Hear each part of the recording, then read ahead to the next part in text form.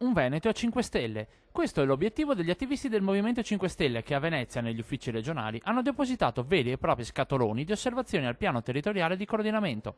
Il documento che dovrebbe disegnare lo sviluppo futuro del Veneto proprio non piace ai 5 Stelle, che sognano una regione viva, vivibile e sostenibile. La nostra è una proposta a 5 Stelle, quindi seguendo i punti del nostro programma che prevedono la tutela ambientale, il consumo zero del territorio, l'efficienza energetica, la preservazione delle risorse del paesaggio e l'incentivazione di un'economia che sia legata al territorio, alle peculiarità venete e che quindi non sia poi delocalizzabile. Tra i presenti anche il deputato bellunese Federico D'Inca.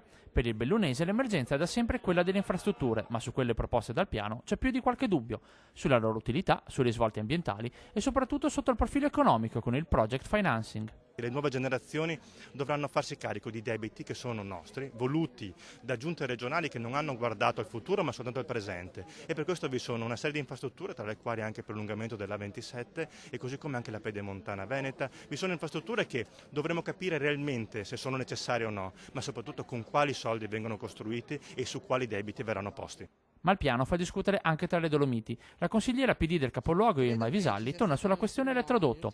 Intervenendo sul piano si potrebbe evitare il passaggio delle linee in Nevegal, assicura Visalli, che però aggiunge: non mi risulta che la giunta di Belluno abbia inviato osservazioni sul tema in regione. Ci sono ancora poche ore, non possiamo farci scappare questa possibilità. Da Belluno a Venezia continua la battaglia per salvare il territorio.